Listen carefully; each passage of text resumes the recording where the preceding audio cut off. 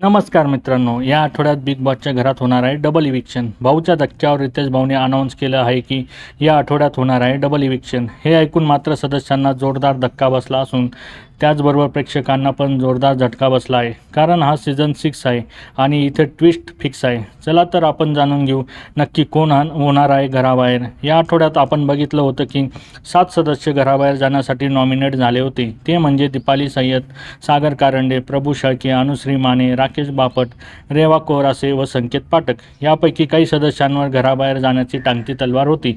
Big boss मराठीचा 11वा आठवडा चालू आहे. या आठवड्यात भाऊच्या धक्क्यावर प्रेक्षकांना अनपेक्षित धक्का मिळणार आहे. या आठवड्यात घरातील 2 सदस्यांचा प्रवास संपणार असून त्यांचं नावही समोर आलं आहे.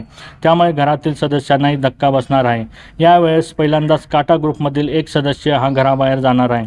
हा सदस्य आत्तापर्यंत कधीच कॅप्टन झाला नव्हता व त्याला नेहमी तू वीक आहेस, तुझा कुठलाही गेम नाही, तू कठपुतली आहेस म्हणून प्रत्येक वेळी सदस्यांनी त्याला नॉमिनेट केले होते. सोशल मीडियावर पण त्याचे खूप फॉलोअर आहेत. याने घरात प्रेक्षकांना एंटरटेन केले होते. याला बाहेर काळू डॉन म्हणून पण ओळखले जाते. एव्हाना तुम्हाला समजलंच असेल की हा सदस्य कोण आहे. हो बरोबर, तो सदस्य आहे काळू डॉन म्हणजेच प्रभू शेळके. दुसरा सदस्य हा टोळी गँगचा आहे. याची जेव्हा एंट्री झाली तेव्हा तो खूप स्ट्रॉंग वाटत होता, परंतु मागच्या आठवड्यात भाऊने त्याला विशाल 2.0 बोलून तुम्ही विशालची शॅडो वाटत आहात असे म्हणून त्याला खडसावले होते. परंतु त्यानंतर पण म्हणावा तसा त्याचा गेम बघायला मिळाला नव्हता. त्यामुळे त्याला घरचा रस्ता प्रेक्षकांनी दाखवला आहे. तो सदस्य म्हणजे संकेत पाठक. म्हणजेच या आठवड्यात आपल्याला 2 सदस्य घराबाहेर जाताना दिसणार आहेत.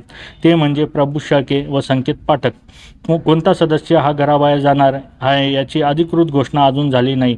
त्याची घोषणा रितेश भाऊ रविवारच्या भागात करतीलच. पण तुमच्या मतानुसार कोणते 2 सदस्य हे या आठवड्यात घराबाहेर जायला हवेत हे कमेंट बॉक्समध्ये नक्की सांगा.